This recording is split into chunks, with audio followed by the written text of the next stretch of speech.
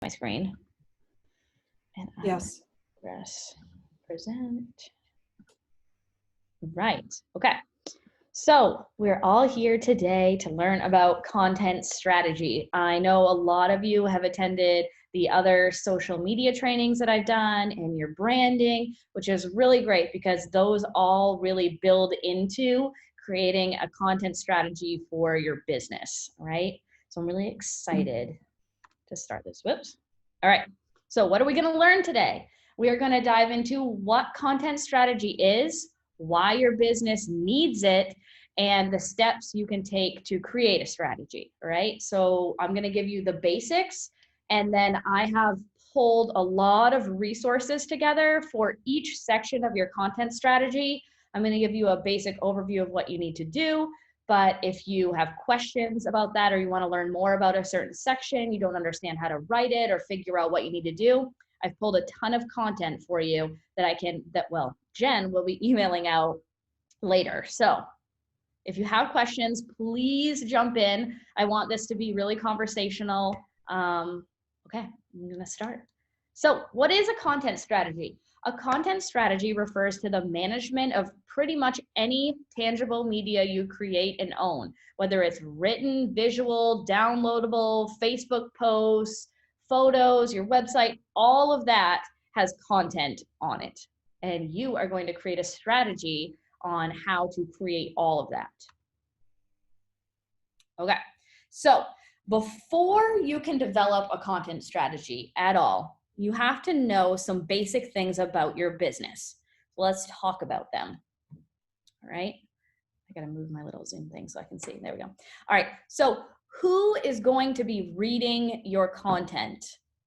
When you make a Facebook post or you post something on your website, do you know who is reading it? Does anybody know that?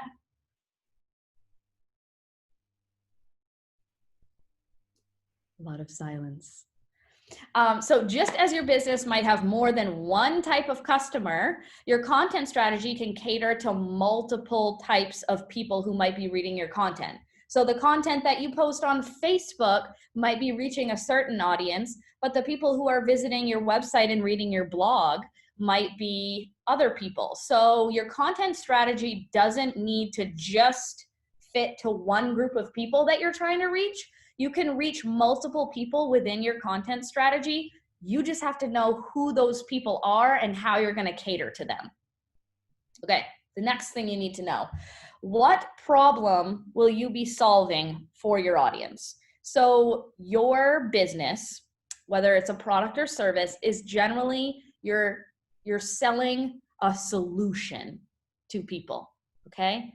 If you make butter, it's a solution to dry toast, right? So your product or service, you're selling a solution. So you need to do two things though. So if you're selling a solution, which everybody is, you have two types of people already that you need to cater to. So you've got people who already have your product, they're using it and they love it, and people who still don't know that your product could solve their problem. So you've got to make posts that will help both sets of people, all right? And reinforce why your product is really good or creative ways to use it, all those things. So you need to know what your problem is that you're solving for people. All right, what makes you unique, okay? This is gonna sound really mean, but your product and service is probably not as unique as you think. Someone else has probably thought it up, someone else is probably doing it. So you have to think to the heart of what you're actually selling. What makes you unique, right? So I've been doing some work for Whitney's Tri-Town Marine, right? Anybody can sell a boat. Anybody can sell a life jacket. You know, anybody can, you know, fix a motor, right? Any shop can do that. So what makes them different? For them, it's their service, right? So I'm actually selling their service and how they cater to people, not the fact that they can sell a boat. Yeah, they can sell a boat, but anybody else can. So you got to find out what makes you unique so that you can put that unique quality into all of your content that you're going to create. Okay, What content formats will you focus on? There are tons and tons and tons of content formats. Videos, blog posts, websites, social media, and social media is an umbrella for tons of different platforms. There's so many. So you have to decide what platforms are worth your time and energy to be on. Okay. What channels will you publish on? You can create content in all kinds of different formats, but you have to also pick your channels that you can publish to, okay? That is really important. Okay, next, how will you manage your content creation and publication? In my personal opinion, this is the hardest part. So you can create an amazing content strategy and have all these plans for the whole year, but actually figuring out who's going to make this content, who's going to write it, who's going to take the picture, who's going to make the graphic, who's going to make sure it's published, what day is it published, how do we make sure it's published on time, all of that stuff. That's when it becomes really hairy, because content strategy and content creation is no joke, and it's a lot of work, especially for a small business owner that you may not have anyone that runs your online presence. It's probably you, and you're also running your store, and you're your own accountant and all of that stuff. So having some way to keep track and publish all of this content and streamline it is really helpful. So you want to be thinking about that. Okay. Jillian, this is Jen. Just as an FYI, looking at the idea of the content strategy and how it all works. Well, we have these recordings that we had made of the other workshops in this series. Mm-hmm. And I, in my I'm very naive about this stuff. I thought, oh, well, we can just pop them up on our website and people can view them from our website. Well, that's not how it works. The website can stream it from another source like YouTube or that kind of thing. So it's even knowing that, wait a minute, I have to have a YouTube channel to be able to house them in a way that I can use it as I expect to. Absolutely. And knowing all of those channels and then the types of content that go on those channels is sometimes overwhelming. There are so many channels to choose from. And when you choose a channel and then the type of content you're going to publish on it, you want to make sure that it's worth your while. You don't want to be spending time on TikTok if none of your customers are on TikTok. You know what I mean? But yeah, it can sometimes be overwhelming. Okay, why marketers need to create a content strategy. Your content strategy is, in my opinion, it helps guide you through the rest of your year, okay? So whatever date you decide to write your content strategy should basically plan out your whole year. I kind of think about it when I was in college, I had to write a business plan, right? So that's the big plan for your business. And then you've got a marketing plan, but then you narrow it down to a content strategy. And your content strategy is what's going to keep you organized and goal-oriented through your whole year, and make sure that every time you create a piece of content, it is on track and on brand with everything else that you've been doing. So your content strategy is really important, and it should probably be a yearly document. Maybe you could do one every 6 months. It doesn't need to look pretty. You can pull up a Word document and just start typing and just spill everything out that you want to do for the year. But having a document that you can refer back to is really important, and will help you. Okay, so now that we've thought about all of those other things, we have all those thoughts in our brain, now it's time that you pull the Word document up and you're gonna write your content strategy. So we're gonna go over each of the sections that you can have within your strategy right now. Okay, so your first section, I recommend it being your goals. And you shouldn't just set random goals. In the marketing world, we like to call them SMART goals, S-M-A-R-T, right? So your goals need to be specific. You need to clearly explain what you are trying to do with your content. Then they need to be measurable. There has to be a number attached to them.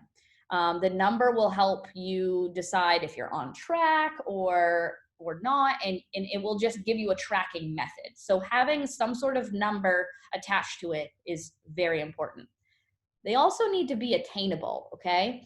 It would be really great for me to say, I want to grow my social media channel by 10,000 followers this year. But is that attainable? You know?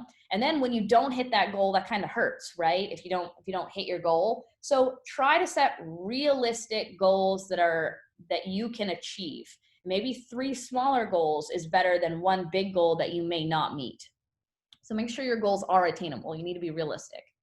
Make sure they're relevant. They need to be relevant to your business. You know, sometimes,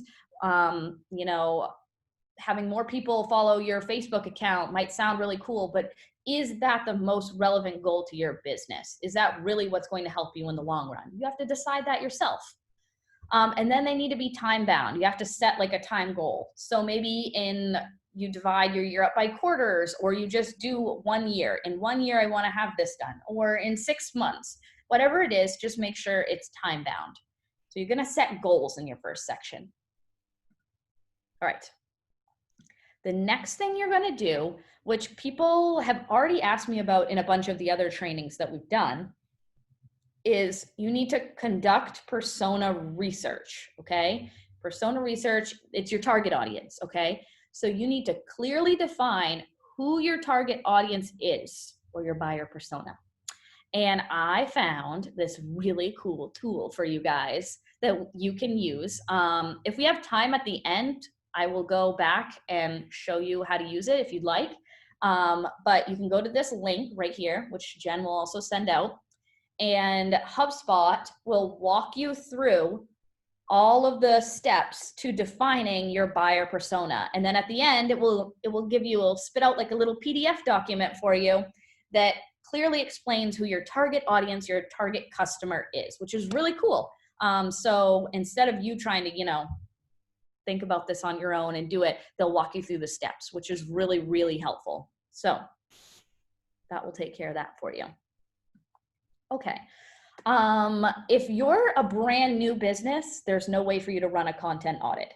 However, if you have been in business for a little while, I would suggest running a current content audit. So what do you currently do? What do you currently have for content?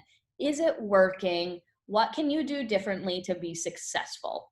All of those things are really important. Recognizing what your audience enjoyed on certain platforms and what they didn't. If video was getting you more purchases, all of those things. What was driving traffic to your website?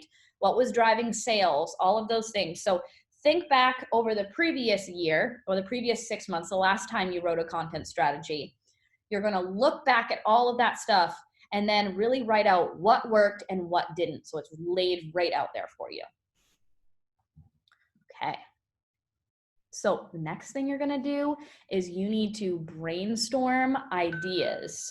Okay.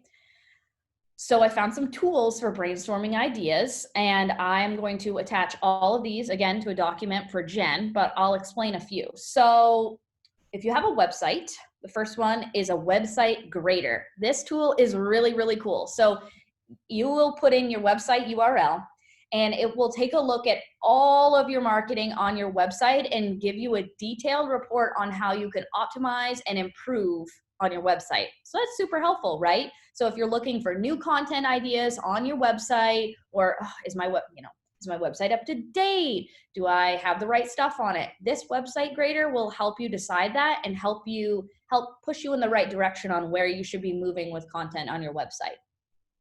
Okay, I found another really cool tool. It's called Feedly, and it's an RSS feed that you can plug in various topics that match what you're selling, your product or service, in the same world as that.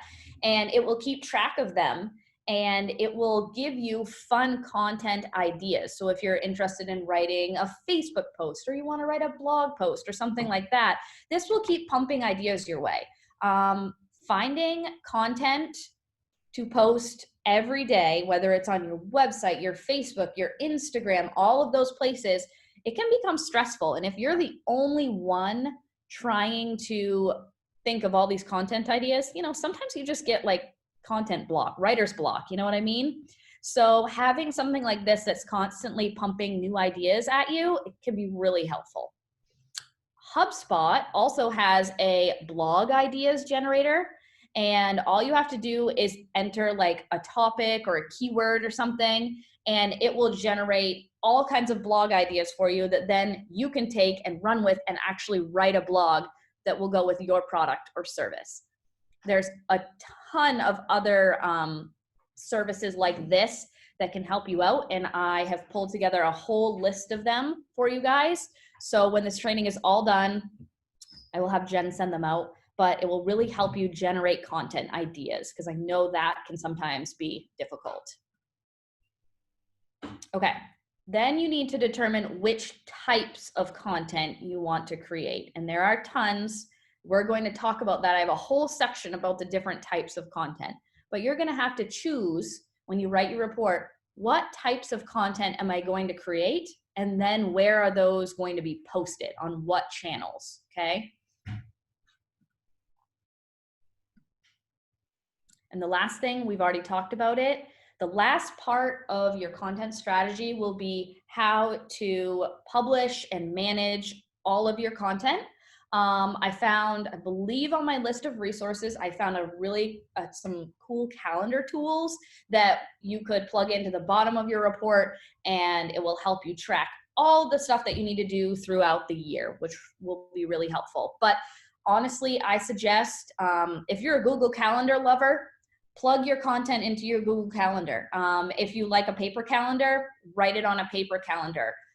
Whatever works for you, use that tool. But you definitely want to have a calendar to keep track of things. It's really helpful. Okay.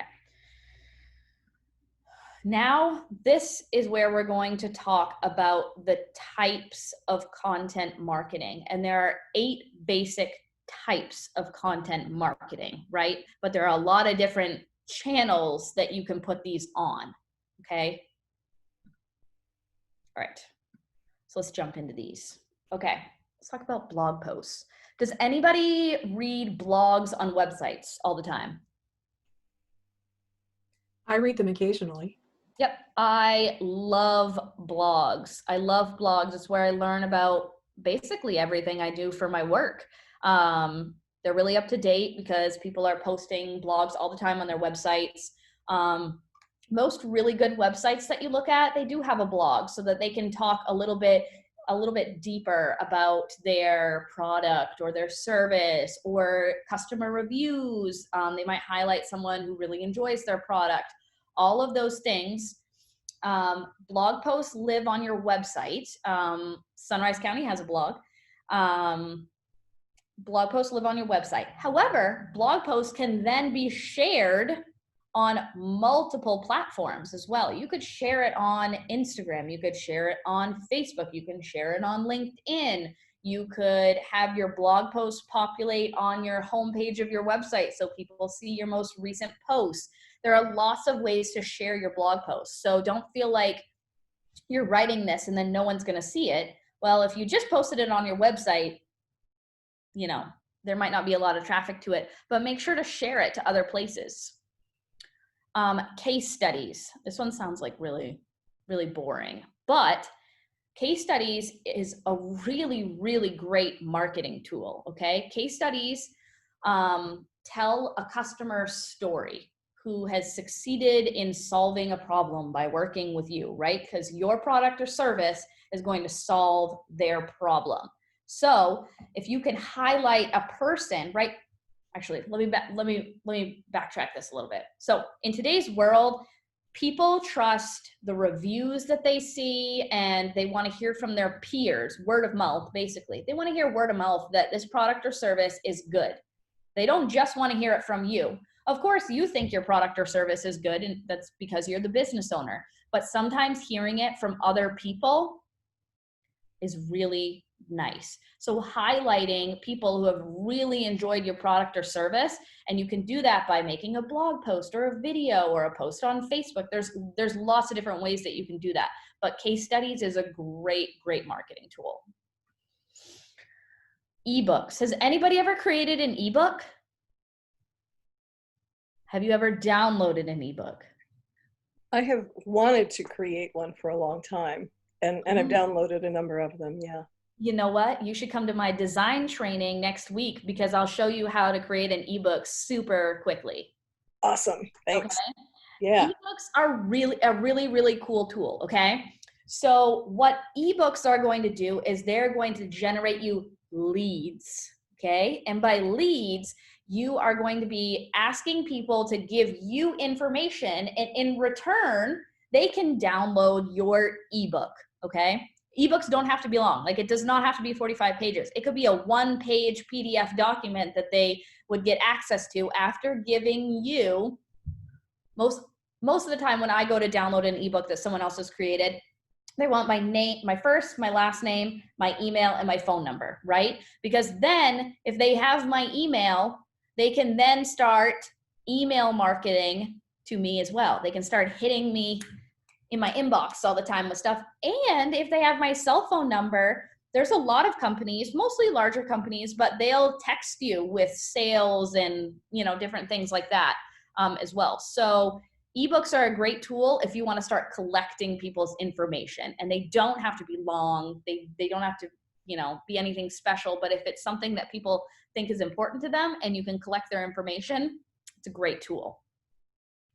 Along the same lines as that is a template. So let's say for my business, right? So I'm a marketing consultant. So on my website, if I wanted to put a calendar template to keep track of all this content, then you could download it if you give me your name, your phone number, and your email address. And then that gives me leads, and then you get to take away a piece of information that's important or helpful to you that will help you solve a problem. It'll solve your content strategy problem, right? All right, I got 4 more for you. Okay, infographics. Has anyone created an infographic for their business? Yes. Yes, Jen and I have worked on many infographics together. I've even done a few on my own, but I'll have to tell you, it's not quite the same as yours, Jillian. Yeah. You do a great job. Thank you. Thank you. I am an infographic junkie. I love it. I love infographics. So let's backtrack though. Why are infographics good? Okay. Infographics are good because your general user online is really lazy. Okay. And I know that sounds really mean, but your general user online is lazy. Hence the reason that videos get more views, right? Than if you make just a regular post on social media, right? Because users just want the information delivered to them versus them having to read. So if you have this really cool 3-page report that you think is great, there's a good chance that nobody really wants to read it. However, if you condense that 3-page report into a really cool infographic that's broken up into sections, there's a way higher chance that people are going to read the information. I think that infographics are a great tool that nonprofits can use as well, because I know that you guys are constantly pumping out reports about various things that you've done, and that donors may, you know, they want to have the report, but also the stuff that you've done is probably pretty amazing too. So how do you share that with people? Sometimes an infographic is a great way to do that. And you can share these on social media. You can put them on your website. You can print them off and hand them out. There's lots of different channels that you can put infographics on. Okay. Going along with lazy users, let's talk about podcasts, okay? So I am a lazy internet user. I like videos, and I like information being either read to me or like a picture in front of me. That's probably why I love creating infographics, right? So podcasts, I get to feel productive on my car ride to and from town every day because I get to listen and just have, you know, this information brought into I don't have to sit down and read. I don't have to take time to, okay, I'm going to get some quiet time away from my toddlers so I can read this. Like, no, I can listen to a podcast while I'm working. I can listen to it in my car. I can listen to it while I'm sitting outside with my toddlers when they run around. Podcasts are a great tool, and they have really been picking up popularity within the last couple of years. Does anyone listen to podcasts? No one listens to podcasts. I listen to all kinds of podcasts. I love podcasts. Oh, I do, Angela. woohoo, yay. Don't you feel more productive? Like while you're, that half-hour drive home, when I listen to a podcast, I feel like I've gotten a whole like learning, experience in. Yep. I think it's great. So starting a podcast is actually not as hard as it sounds. You can get some really cheap audio equipment from Amazon, probably for under $50. And Apple and Android have ways that you can upload your podcasts to the places where people can go and shop them. And you can have hosts. You can host something and have someone else be a guest speaker. I mean, there's lots of things that you can do, and you don't have to spend a lot of money to start a podcast. Okay, videos. Again, with the lazy users, right? So videos are really engaging, really engaging. Videos get the most engagement out of anything online ever, okay? So the only problem with videos is that they're hard to make if you don't know how to use video editing software. And then if you have to hire a professional, it can kind of get expensive. However, they usually pay off, especially if you have a strategy in mind and you're not just making videos, willy-nilly. If you have a strategy in mind to use your video for, to help push forward, then it can be a good investment. Videos can also be posted on multiple platforms. Like Jen said before, it can be housed on YouTube, but then you can share it to Facebook. You can put it on your website. You could share it to LinkedIn. There are lots of different channels that it can go on, even though it's just one video. Jillian, we had a couple questions come in on the chat. Yes, throw them at me. Rhonda wanted to know if you could show an example of infographics that you've created. I have one of your old infographics up on SEC's website. If you wanted to, You want to show on? Yeah. Do you want me to stop my screen share really quick and then you can show them? I was going to say, if you want, I can do that. Yeah. Okay. I'll stop my share really quick and we will look at it. I've already done it. So. Oh, okay. Oops. Do you see the page that says wondering what we've been doing?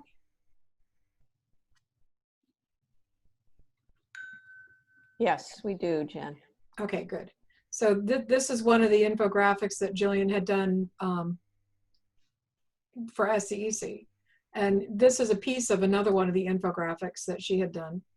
So we need to update them, but that's... Yeah, these ones are older. These are from maybe 2017. Yeah, so we definitely need to update, but that's just an idea. And there's one other question. Oh, yes. Do you have suggestions for template infographic platforms? Does Canva have templates, for example? Yes. Come to my training next week and I will show you how to use them. I'm going to show next week the graphic design. It's all going to be on Canva, which you can sign up for an account for free. You can pay for an account. I pay for an account. It's like $10 a month.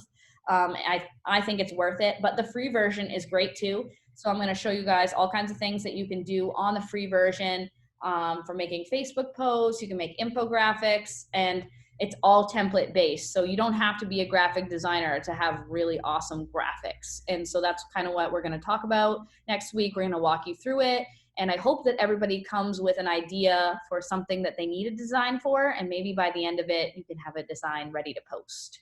So. And then one final that came up. So an infographic can be a single item or a series. Yes. Usually an infographic is like a big square or, I don't know, any shape. It could be a circle, I guess. Any shape. And then within that, it's broken down into small sections of all kinds of bits and pieces of information. And some of them like have like a timeline that will go along with it, depending on what you're doing. And so you can see how the information builds on each other, like all of that. So yeah, you could make a series of infographics, but you don't have to. It could just be one infographic. See, but one infographic has more than just a single item on it. Right, The exactly. one that I showed that says, that has the bar that I said this is a piece of one, Mhm. it was just a piece of one. That wasn't an entire infographic in itself. Right, exactly. And infographics are a great tool to print off as well and hand out to people. You can use a Facebook post, which a picture on Facebook is about, it looks like about that size. You could make an infographic and post it on Facebook. And then you can also put it on your blog and explain it a little bit more in depth. There's all kinds of things that you can do with infographics. They're really great, and they help users digest your information a little bit easier than reading paragraphs upon paragraphs of information. There, thank you, Jillian. I didn't mean to sidetrack you, but I thought Oh, that no, was a that's good time okay. to put the questions in. That's okay. I'm actually just about done. I've taken you guys through pretty much all the steps. I'm going to talk about one more item, I think. I'm just trying to do my screen share here. Nope, that didn't share the right. I didn't share the right. There it is. Okay, share. Nope, still didn't do it. There, now can you see it? Can everyone see my Yes, we presentation? can. Yes. Okay, good. Okay, so then the last type of content is social media. But as we know, social media is an umbrella term for like a dozen different social networks, right? So I personally think that social media is one of the most powerful tools that your business has available to them. And I would really, really recommend putting some really, like a lot of time into your social media and effort and really think about what you're doing on there. Like I said, there's tons of platforms on social media. So if we think back to the beginning of my presentation, when we talked about our buyer persona, right? And you could have more than one of them. You might be reaching two different types of people, but you take that buyer persona and you say, what social channels is that person on? And you do some research, and then you decide, okay, those people are on Facebook and Instagram, and those are the channels you're going to pour your time and your effort in. And remember that the people who see you on Facebook and the people who see you on Instagram are probably different people, right? So you don't want to be providing them the same exact content that is on your Facebook. There's a reason that some people choose to follow you on Instagram and some people choose to follow you on Facebook. You should be always providing different content, because most likely every channel that people find you on is a different buyer persona. Okay. So you just have to decide who your buyer personas are, where they are, and then what kind of content they really want to see from you. And those things will take time. So my presentation was fairly quick today, right? I just walked you through the steps, but actually writing this, you will have to take time and thought and energy, and you're going to have to research, who is my buyer persona? Go use that tool that I found for you. You're going to have to really think about, okay, now this buyer persona is a young person in their teens that's blah, blah, blah, blah, blah. Now, where are they on? And then you're going to do some research about, okay, what social platforms are teens on? What's the best way to reach teens? Okay, so they're on Instagram and they like to read blogs and watch videos. And then that's where you're going to like dig your time and resources into.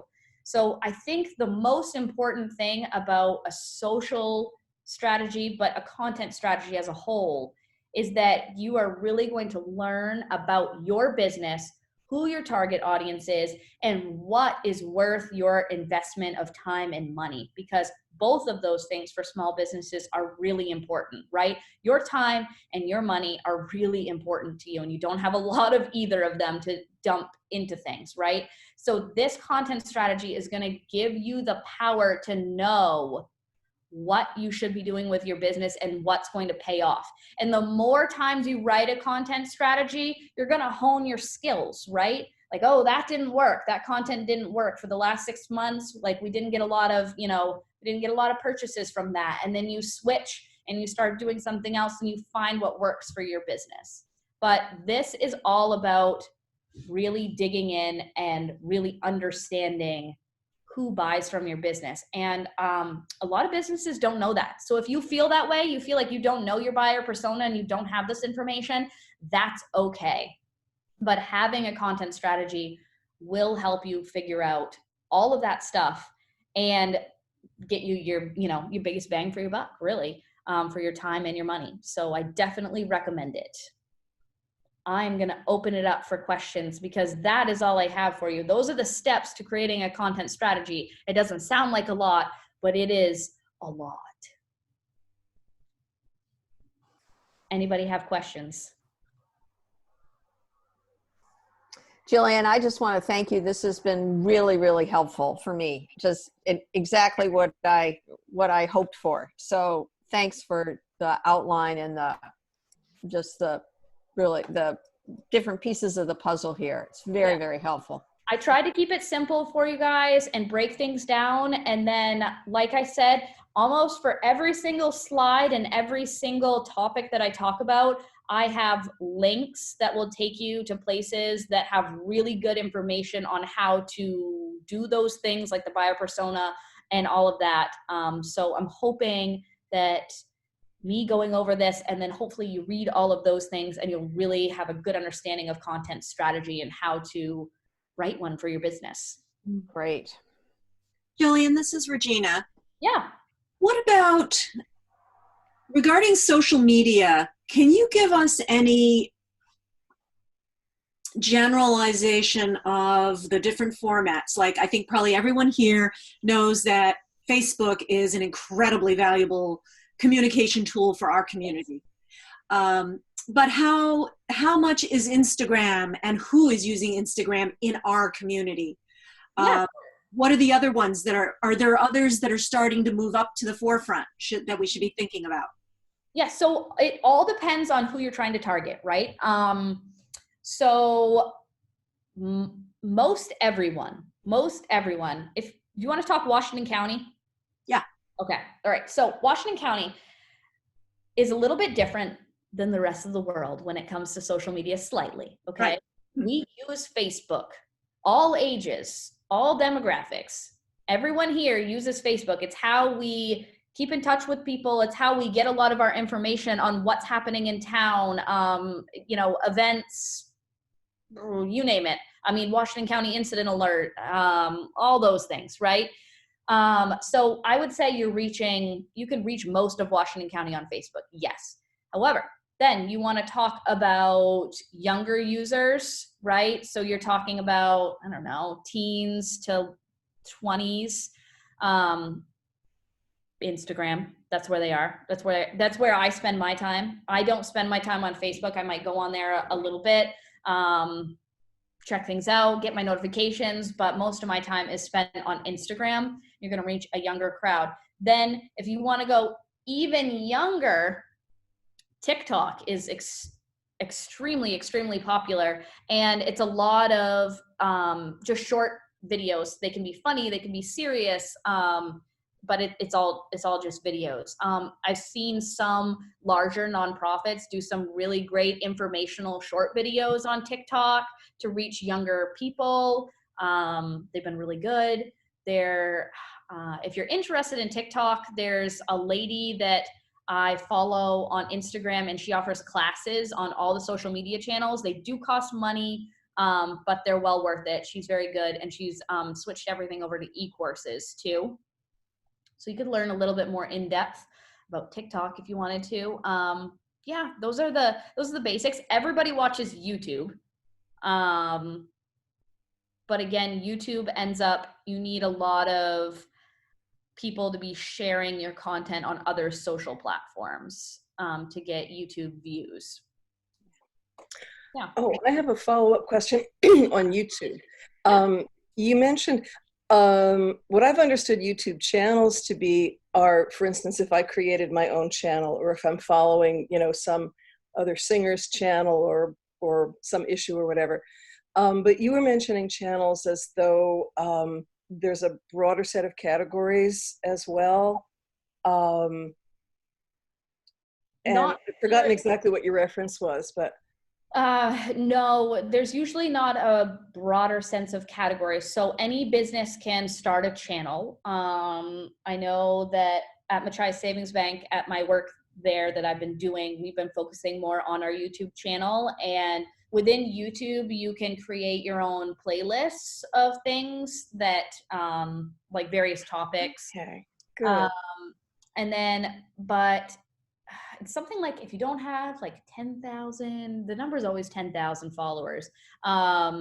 YouTube will automatically pick a video that they think that the user will like that will play next after your video. So okay. It's all algorithm based. So it depends on what that user likes. And it will also, they'll also try, if they're watching a video about makeup, then they're going to try to pull in another beauty video, so they'll try to stay on topic as well. Mhm. Yeah. Oh, okay. Yeah. Thanks. Jillian, do you want me to share SEC's YouTube page or whatever, channel page, whatever the heck I it don't is know that how you much call it. we have on, how much you have on there, but you can, here, let Got me a few on there. So I'll stop my screen share and you can jump in. there, you see the Sunrise County Economic Council, 5 videos. So you can subscribe to anyone's channel on YouTube, and then all of their posts will all be underneath there. And then within your YouTube channel, like Jen, if you wanted to create a training playlist, you can do that. So you could then house all of your YouTube video, all of your training videos under a training 2020 playlist, and all that stuff. Oh, cool. We probably will do that then. Yeah. I mean, usually people don't do that unless they're more active on YouTube and they're posting on there at least once a week type of thing. But then maybe we won't do it. I know. Unless your focus is like YouTube and you decide that you're gonna, kind of be a vlogger. That's what they call it instead of a blogger. Blogging is writing. Vlogging is videoing your life, right? So unless you decide to become a vlogger, you don't necessarily need to be worrying about how your YouTube channel is organized. Yeah, see, ours mainly is so that we can have the recordings online to be able to share the links through our website. Absolutely. Yes, So, absolutely. oh darn, I thought of something else and now it's gone. If it comes back, I'll Does bring it anybody up. else have any questions? Elizabeth, you're muted. If you're talking to us, you need to unmute yourself. Yeah. No, there you go. Okay, yeah, that was the reason. Could you talk, is it easy to get a YouTube channel, and how many videos would you need before you could do something like that? And what is your comments between Vimeo and YouTube? Oh, yeah. I don't know. I am not a professional videographer, so I don't really know the pros and cons to either one. I hear YouTube tossed around in the social media world way more than I do anything else. So I would say just from that YouTube is top dog. Don't really know. What was the other part of your question? Well, how do you get a yes, list of your own? How do you start a place so you have YouTube is videos? actually owned by Google, I think. Okay. Is that right? Do you know Yes. that? I believe Yeah, it is. So if you already have a Google account, then you can easily create a YouTube channel. But if you don't have a Google account, it's still really easy to create. You can just go to youtube.com and you can sign up and bam, you get a channel. It's really easy. It's super simple, just like signing up for any of the other social platforms. Well, that's cool. You Can don't you have to- start with one? Can you just start with one and then build? Is that how you do it? Absolutely. Yeah. You could go and secure your channel name and everything right now, and you don't even have to have any videos on it, you know, and then you can build from there. Okay. Yeah. Thank you. And I mean, I guess for me, I do individuals one of a kind pieces, but I also want to eventually start a series of meditation personas, the Earth Mother, the Green Man, et cetera, et cetera. And I would have those cast. And so how do you go about approaching, one of a kind, usually much more expensive pieces, to a more reproduced piece? I mean, is there a way of presenting those differently, or different channels? Or, I mean, it's almost going back to where you would put your content, or who is your customer. And so, Right. So you have to go back and figure out who your customer is. So I would recommend using HubSpot's buyer persona thing, and it will walk you through all the steps of figuring out who your buyer is, who buys from you. And then from there, you can take that and say, okay, what channels is that buyer on? And then you can choose your channels that you want to be on. And then from there, you say, okay, now I know what channels they're on. Now, what type of content do they like? What is going to get their attention? And, keep them commenting and liking and sharing and clicking on links back to your website and hopefully making a purchase, all of those things. So I don't have a direct answer for you because I don't know the ins and outs of your business, but if you follow those steps, it should be helpful. I'm sure they will be. Thank you. Mm-hmm. Anyone else? Pat, you put your hand up. Do you have something? Yeah. I have a question. I guess what I'm trying to figure out how to do is how to reach the audience that you want that you don't have yet. So like I even have some content that I'm ready to go with, and I know the audience I want to reach are like recent graduates, say, of high schools in Washington County. But I don't have any personal friends on Instagram that are in that age category. How do I reach that audience? So for Instagram, you should be using hashtags that are relevant to, one, your business or what you're trying to do. And two, that audience is probably looking at. The other thing that you can do, Facebook and Instagram. So you can do it through Facebook because Facebook owns Instagram. But Facebook, you can go in and you can say, okay, I don't have a lot of likes right now on my Facebook page or my Instagram page, but I want to get more. I want more people to follow me. So you can create an ad that will show up in their news feed more often, or over on, like if you're on a desktop, over on the right-hand side, there'll be ads. And the ads also come through the news feed as well. But you can pay Facebook and you can tell them, I want to target 18-year-old males and females in the Washington County area. Bam. It'll just deliver that content to them all the time. So if you're trying to build your audience, and especially where you're campaigning, right? So that would be a great tool for you. And then you can do that ad through Facebook and also ask Facebook to put it on Instagram as well. And if you're targeting recent grads, then Instagram is probably a great place to start. Okay. I only found one hashtag WA class of 2020. But for the other high schools, I can't seem to find anything like that would be, like capturing a group. I just want to put out a congratulations graduate thing and a video. You can attached to also, it. like, for instance, if you're on Instagram, you can tag your location. So you could put Washington County, Maine.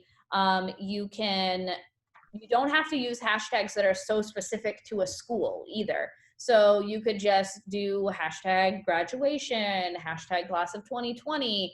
All of those things are going to get you seen. But really, where you're campaigning for just a singular district in Washington County, you may want to put some money behind your ads and do it that way. It might be the easiest and fastest way to grab the attention of recent graduates.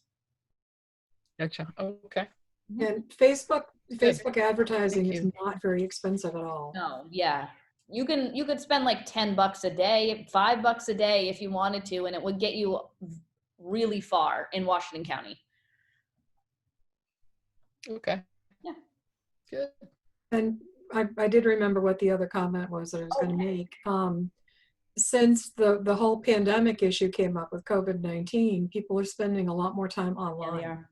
So the Facebook posts that I've been putting up for Sunrise County Economic Council have gotten a immense, I mean, compared to what we usually have, the number of views and the number of people who are engaging with the posts is much, much larger than it has ever been since Which March. means So now is like the best time to like fully dive into the online world, really. Anybody else Yeah. have? Yes. Yeah. Well, first of all, this is really, really helpful, Jillian. Thank you. Yeah. I have this dilemma because I put out some feelers about this new initiative I'm doing, and I'm overwhelmed with the response. This is just Facebook, just the page, and then I set up a group, excuse me, for people who want to delve a little deeper. So I'm really feeling the pressure on to start generating some content while I have their attention. Right. And, you know, at the same time, I've got to take a really deep dive into this strategy. So just, I don't know, any pointers about what to focus on quickly first? I did take some notes, so I'm not waiting for the presentation to come back online. That's okay. I would start with make sure you know who your buyer persona is. So who are those people that reached out and were like, wow, this is so great, right? So who are those people? And there's a huge variety.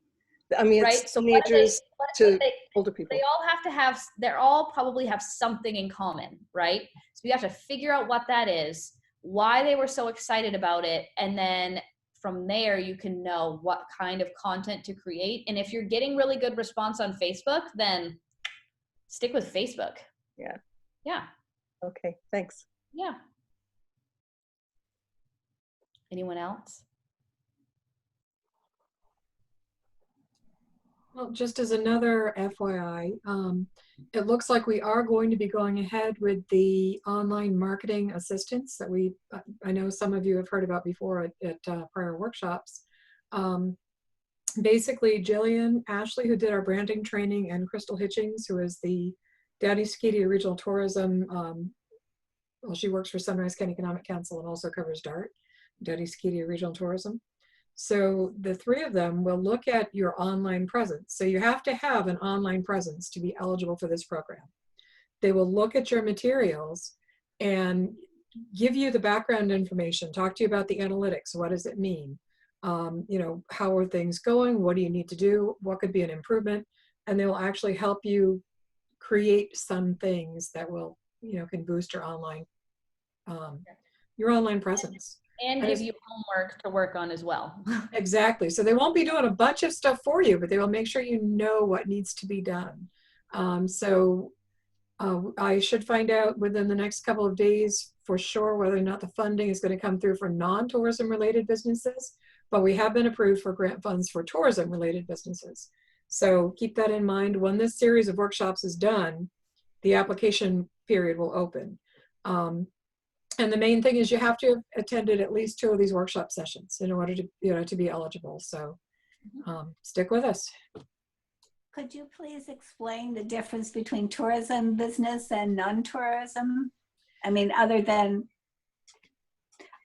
I'm thinking of galleries. So, I mean, gallery usually do much better in the summer than they do in the winter. That's a tourism business does not have to be a restaurant or a motel. If you can say that the largest percentage of your income comes in during tourist season, Okay. You know, so you have a gallery. A lot of the people who come in to buy are people who do not live in the area. So Right. therefore, we can call them tourists. Or, Right. you know, if you're, I'm not sure, you know, exactly what else from the folks who are on the call, but you know, if you're doing some, I mean, even if you're a car dealership and you say, I sell most of my product when people come here to visit because I give such great service, they just come buy cars. Then you know what? We can call you a tourism related business because that's when the most of your income comes in. That's very fine. I mean, that's why I want to go online, because I'm nervous about the summer. There are very few people in Eastport walking around, you know, and our gallery, our co-op gallery is not open. One other gallery I know is open, but not a lot of people wandering around. This, you know, traffic is picking up a little bit, but not much, you know. Very just, you know, it's very concerning. Well, Elizabeth, you've participated in our workshops pretty steadily, so definitely keep it in mind. Okay. I'll make sure that everyone who's participated in workshops gets the information once Right. you know, once it's fully developed and the application is ready to go. Lovely. Well, thank you so much. You're welcome. Appreciate it. All right, well, that's all I have for you guys today, and I hope it was helpful and not scary, and I will make sure to get all those materials out to Jen so that she can send them to you so you guys can start creating your content strategies. Thank you very much. And I will be sending you a workshop evaluation very soon, so please fill it in and get it back to me, because that's how we just make things better going forward, is based on your feedback. So thank you, everyone. Thank you. Bye-bye. Bye.